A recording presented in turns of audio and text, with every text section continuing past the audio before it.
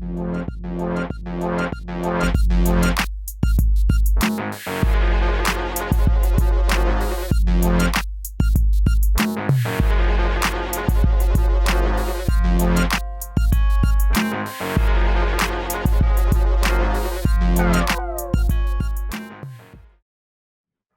us for this particular segment is two gentlemen who I've had the pleasure and to chat with in the past, and they are looking for your vote in November for the general election.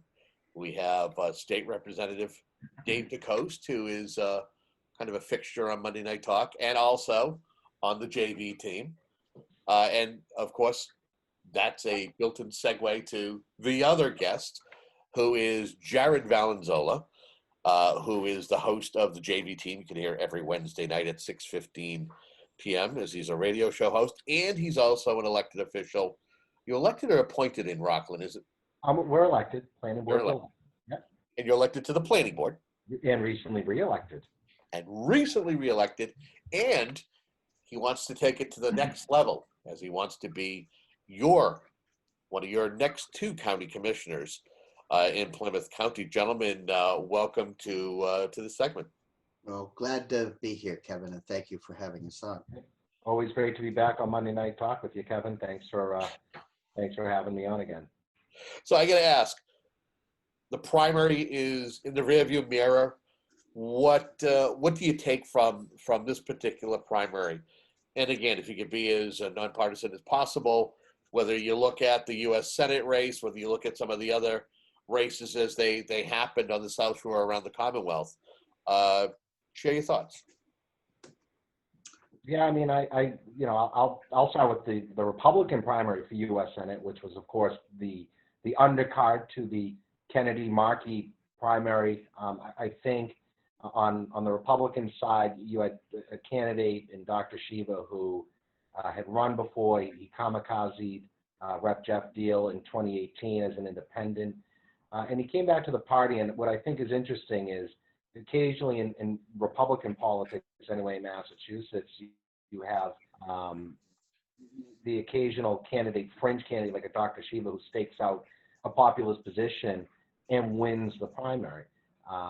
It was interesting for me to see that was actually reversed last Tuesday evening, and not only reversed, but it wasn't even close, with Kevin O'Connor polling a 60-40 win. So I personally was surprised by that margin a little bit.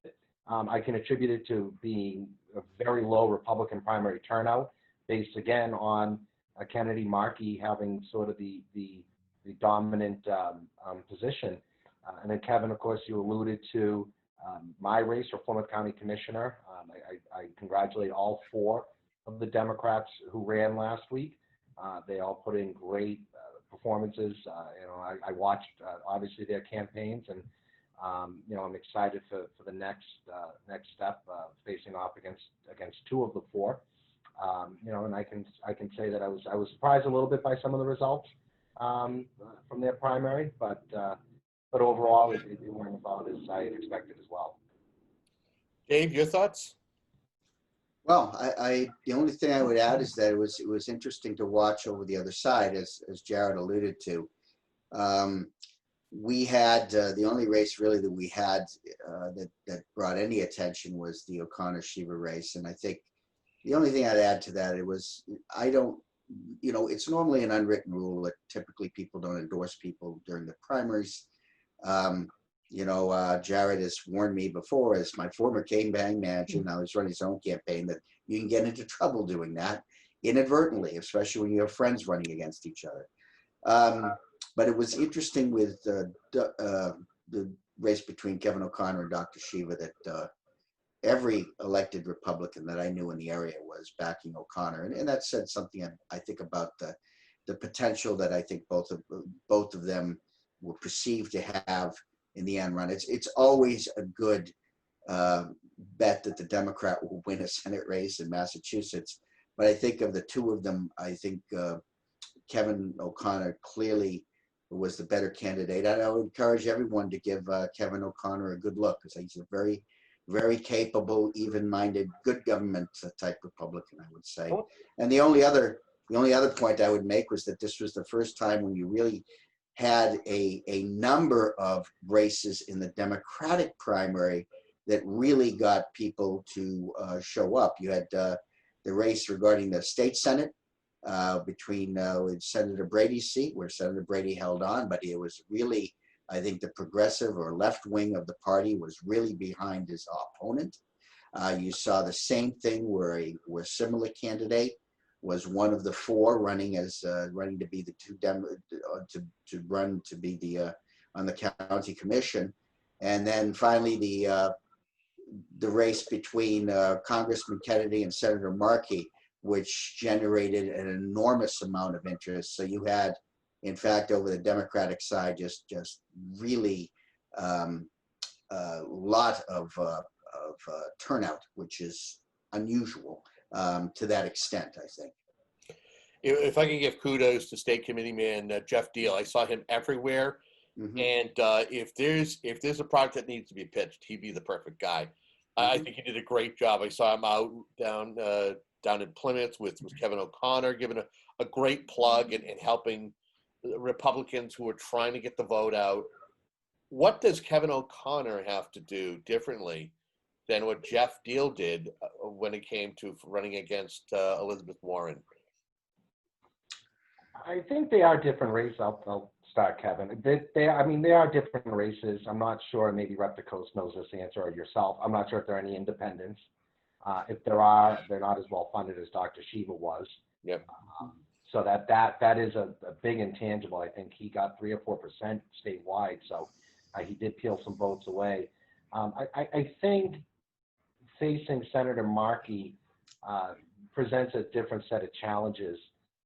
One of the things, and I know Rep. DeCoste has often made this compliment, but when I worked for former Senator, now Mayor of Weymouth, Bob Hedlund, I can tell you if there was any issues that we ever needed some federal assistance on, we could always call Senator Markey's office. The phone would always be answered, and there'd be a follow-up whether there was something they could do or not do. There was always an interaction there. And frankly, we could never get through to Senator Warren's office. They were more interested. And at first, I thought it was a partisan thing with Hedlund being a Republican, but that was sort of the sentiment throughout the entire building, was that there's really no engagement. So I think that left Senator Warren vulnerable, more vulnerable than perhaps Senator Markey would be, because there's a lot of interaction that exists between the legislature and Senator Markey's office that will endear a lot of them to Senator Markey. And I think, Rep. DeCoste can probably maybe affirm this or maybe tell me I'm wrong, but I think there's a lot of elected Democrats that supported Senator Markey based on that. And that goes a long way. So what can Kevin O'Connor do differently? I think there's definitely an opportunity that exists in Massachusetts, and he has said this himself. When a Democrat in Massachusetts runs too far to the left, that's when you start to have an opportunity for a Republican to potentially have an upset. And it's obviously no secret. Senator Markey ran as far to the left as I think anybody has ever seen any Democrat run in Massachusetts. And in doing so, obviously their focus was their primary. They figure it's all over and it's all set. Kevin O'Connor can start really engaging centrist voters, middle of the road voters, even center left voters who aren't as far to the left as Senator Markey. He has a legitimate shot, and I think he can do that. He has the right messaging, and he has the right statements behind him to get that done. So there is a real opportunity there for Kevin O'Connor if he can really start engaging those middle of the road voters. Representative, your thoughts? Yeah, I'm just you probably see my eyes rolling up here on the Zoom. I agree with everything that he says, and I can tell you that the next workday, which I guess is is going to be first thing in the morning, I'm going to call Jim Cantwell, former Rep. Cantwell, who's just a terrific member of the Markey team, and we're going to be talking about a young lady who we're trying to get into the Air Force Academy from Hanover. She was good enough to be holding on the DeCoste team and holding some signs, and we're going to be working to get, because of COVID, the response times of all the service academies are sluggish. But you know, it is always heartening for me to hear from a younger man or woman that they're interested in the military and the service academies. And so the first thing in the morning we're going to be calling, and you know, to be honest, he is our go-to guy. He's the first guy we call to get things done in the federal level, whether it's again an action that needs to be worked through our service academies, or immigration, or social security, or veterans benefits.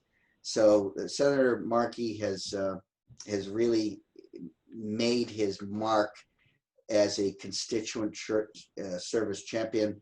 That said, he, as Jared pointed out, has really aligned himself with the far extreme of his party. Well, I think nobody is ever going to accuse Kevin O'Connor of everything. I would say he is, you know, a moderate conservative.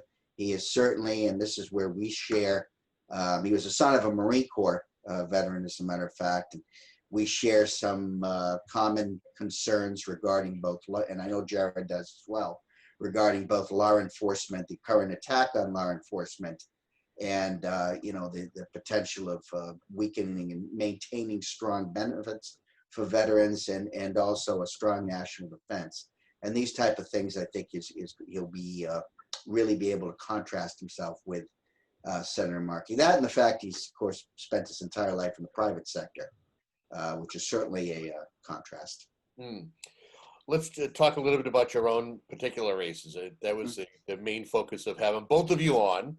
You know, two Republicans here down on the South Shore, two different races. Starting with you, Jared. You know, you had a chance to kind of watch and see as the Democrats whittle the numbers down, and now it's time for you to jump into the arena. You know, I'm sure you get forums that are coming up. How do you tackle this? And what's your message in regards to being the next county commissioner? Yeah, you know, Kevin, my message is definitely to make Plymouth County government rock. Try to work Plymouth Rock in there somehow, but I think there's definitely potential with Plymouth County government, and to that end, outgoing Commission Chairman Dan Pallotta has done a great job of really setting in motion a lot of what county government can potentially be doing. I think county government offers an opportunity for regionalizing services that are redundant in a lot of communities. It has the opportunity to be a pioneer in a lot of different ways. You know, one of the things that I think I talked about it the last time you had me on, but it's my loftiest goal, which is to establish a county grant writing office. A lot of towns cannot afford a full-time staff member to write grants, and there's a lot of money available to the city of Brockton and the towns in Plymouth County. So on a prorated basis, we would ask the communities to contribute. We would hire grant writers on a county level. They would write the grants on behalf of the towns and then give them back to the towns to submit as the town. You know, so for example, if Kingston or Duxbury wants to write a grant, or they need a grant written, you send the information to the grant writing office. They write it. They in turn send it back, and then now you're on your way, and they submit it.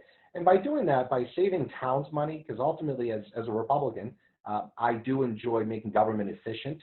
And I have a track record of doing that even in the committee involvements I've been in Rockland. We built, I was on the school building committee that built a brand new middle school attached to a fully renovated high school, came in $1 million under budget. We used that money to be seed money for a brand new elementary school. We're now in the process of doing that, and I'm on that committee as well. But so to answer, to get back to the question though, you know, at least one of my opponents, to the best of my knowledge, worked in a previous time to eliminate the county in full, and I don't think that's necessary. Should we ever get to a point where the county is no longer performing or doesn't have this potential, or you know, the other option is the towns aren't interested. You know, I could, when I'm elected, I can easily go to all 27 communities and pitch these ideas, and they could all send me packing, right? So it's really a matter of what the will of the people are. So. And that's at least a contrast with one of my opponents. I'm not totally in favor of getting rid of county government. I believe there's an opportunity for it. But again, I don't shut the door to the idea that if we can't make the county, you know, continue a lot of what Commissioner Pallotta and Commissioner Wright and others on the county commission have started, if we can't get it, going down that road, then we look at all options. But I believe in county government, and I think it offers an opportunity to be a vehicle for regionalizing services and really saving taxpayers money and creating efficiencies in government. Representative DeCoste, you will have an opponent come November. Talk to me about the successes that you've seen during your last session in office, and where you feel where the conversation is going to go when it comes time for you to square off with your opposition. Well, I can tell you where our emphasis has been, and certainly where, with interactions with the leaderships of all three towns, and I'm glad to have the endorsement of many selectmen from all three towns and present and past, where that we're going. And there were a number of things that come to mind, and let me touch on three in particular. Number one is the schools and school funding. Now, we have up till now had very good response in terms of funding, at least through this fiscal year, in making sure that we did not have the type of layoffs that were originally anticipated because of the virus. Now, that will be a priority through the next year. And I can tell you, we're working very hard in our caucus, the GOP caucus, and that is our priority. It may be a pipe dream, but I'd also at some point like to have the entire school funding.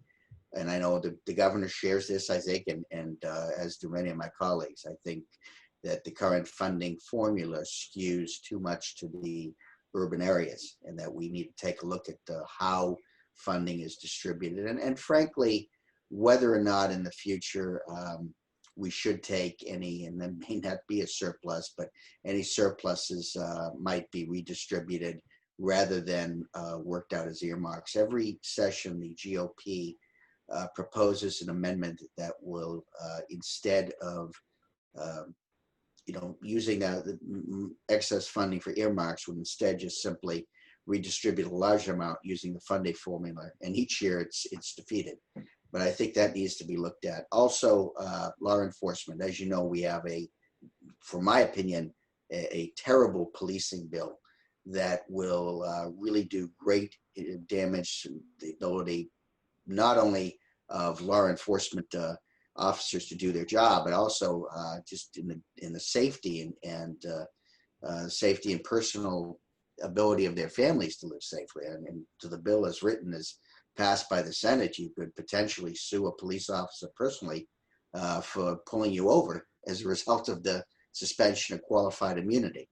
So we're going to be looking at that. There'll be some policing bills, but hopefully those will be limited, and especially they'll be formulated with the input of the law enforcement experts and not outside sources, many of whom are frankly quite hostile to the police.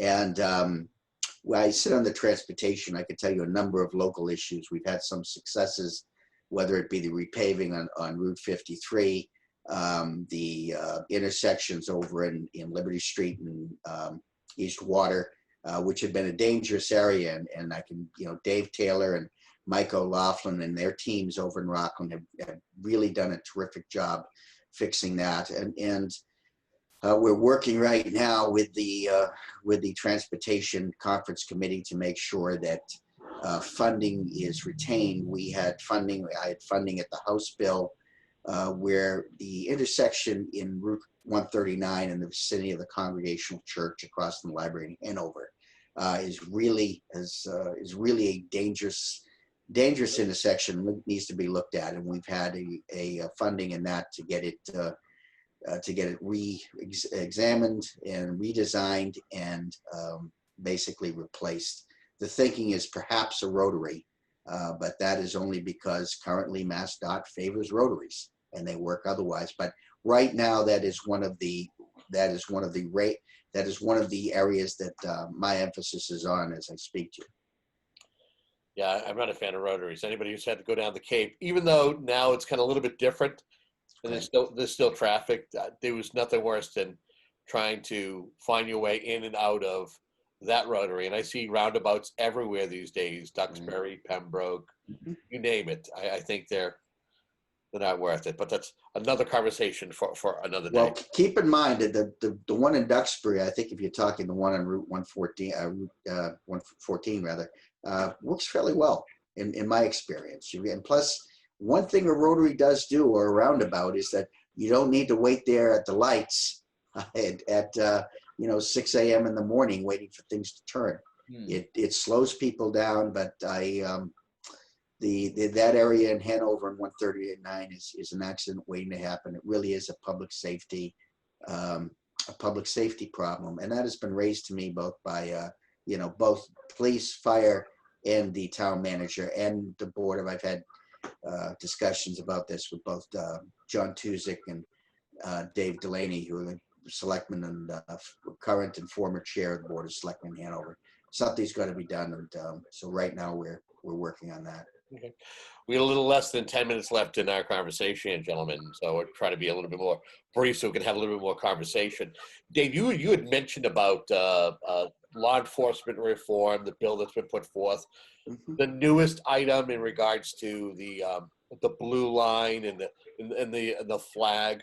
Do you feel that social issues like this are going to blur each of your individual races as to where, I don't want to say blur, but as though those issues will hijack certain races and dominate how folks will vote come November? Jared, do you think it'll have an effect on your race, social issues like Black Lives Matter or, police reform, or should there be a blue line in the American flag, and should a police department be allowed to fly it?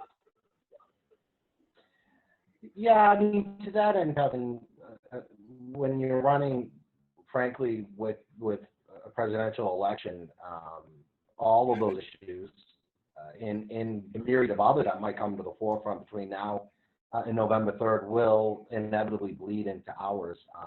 Rep DeCoste, myself, we are Republicans, we're branded Republicans, and what comes with that. To that end, I think for myself, and I think Rep DeCoste and legislative candidates, especially in Massachusetts, are going to have to answer this more. County commission is a different sort of, it's different. I mean, we don't have any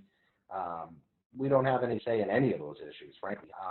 There isn't a lot the county commission can do with those. But that said, I think there are people who will identify us with our respective, being in our respective party, and they're going to attach certain assumptions to it. To that end, how it might affect myself personally in my race, I think, throughout Plymouth County, I support law enforcement. I'm not shy about it. I attend back to blue rallies. Certainly Rep DeCoste and I have talked on the JV team and on other, avenues that what has happened in Minneapolis with George Floyd was atrocious and unacceptable and should never happen again. And steps in Minneapolis especially need to be taken to make sure it doesn't. But to that end, here in Massachusetts and in our pocket of the world, the issues will come up, but at least for my race specifically, I don't see it being one of those topics that enters into the conversation because, again, the county commission doesn't really have much of a say with those. But I think you kind of touched upon it, though, is if you're somebody who is, you're a Republican, you're somebody who is a supporter of Blue Lives Matter or of the police, then that could be something that folks go, it may not have anything to do with your particular race, but you as an individual could be something that would affect. Dave, your question to you, same question to you, Dave. Do you feel that, that reform bill is something that folks are looking at and looking to make moves, whether it's your race or any other races? Well, Sure. I'm in an unusual position because I've been targeted by those organizations. I am the number one target of, I would say, those organizations that are working against the police. There's no question in my mind. And, the fact that the supporting the police has not been a recent issue for me. When I ran my first campaign on advocating the reinstitution of the death penalty for cop killers, and I continue to do that. I've sponsored legislation to raise the penalty for assaulting a police officer from a misdemeanor to a felony. I am am going to be, I think, endorsed by most, if not all, major law enforcement institutions in the state, and certainly by DA Cruz and Sheriff Hodson, Sheriff Cunningham, and our own, of course, Sheriff McDonald. Yep. So I'm not shy at all about being, and I don't look at it being pro-police. I just look at it being common sense and, supporting our law enforcement with common sense regulations and not undermining them. What would you guys each say are the issues you look to discuss in an open forum or be able to discuss with folks in the next couple of months leading up to the general election? Jared? Yeah, I mean, one of the things that I think is important for Plymouth County Commission especially is making it relevant and continuing to prove that it can be a functional operation, within the county. To that end, look, I have the support of every elected Republican House member in the county. The sheriff and the district attorney have endorsed me, as have County Commissioner Pilata and Wright. So, and that's kind of cutting a large swath of people and their perceptions of county government. But what was important for me in engaging the legislators was to open that dialogue now, so when elected, we can keep having that dialogue. And obviously, I will, look forward to having that same dialogue with the Democrat delegation in Plymouth County as well, and showing them that there's opportunity to really be an effective and efficient government entity in Massachusetts. And I've started those conversations already with members of the legislature, and all of them, like I said, to some degree, to varying degrees, some support, some don't, some have had different experiences with county government. But after a conversation with them, they all support me, and they all support my ideas and my vision for where we can bring county government. So given the opportunity in the next 2 months, that's absolutely what I'm going to hammer home, is there's opportunity here to be an effective and efficient government entity in Massachusetts. Same with you, Dave. Dave, we just got a couple of minutes left here. What are you looking forward to taking the gloves off and engaging not only voters, whether you do it virtually or your opposition, in talking about issues? What are you looking forward to? I think most broadly, Kevin, is we're in a really questioning how and using what emphasis is the best way to turn and make sure Massachusetts remains a great place to live, raise a family, start a business, and even live your entire life. So we're looking at everything from local issues, it's just cleaning up the fireworks in Hanover, making sure that intersection gets done, building a new 40B in the center of Rockland that's coming up. That hasn't quite been discussed, but we've got some good news there. Working on issues along the North River and the water quality issues with my counterparts in the other party and Senator O'Connor. So there are just a plethora of issues and how to go about it. And that raises, questions about everything from the levels of taxation and how we tax to whether or not support the police and how we support them. And so there are plenty of issues and things to touch on. Dave, your website, if folks want to find out more about your campaign? Citizensfordecoste.com. Jared, same with you? VoteValenzola.com. Gentlemen, I want to thank you both. We should have done an hour, because I think we could have talked about more, especially the fact that Jared is wearing a Boston Red Sox shirt. And that's Might be bad only considering how poorly they are playing this year.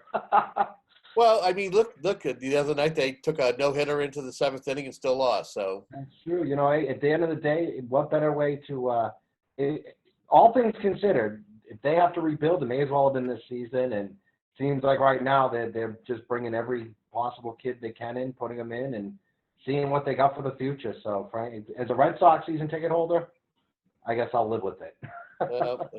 That's what it's about to be a fan. Dave, quickly. Hope springs eternal. Hope springs eternal for the Red Sox. Absolutely. There you go. Absolutely. Thank you guys so much. I appreciate it. Thank you, Kevin. Thank you, Kevin. Have a good day. Thank you.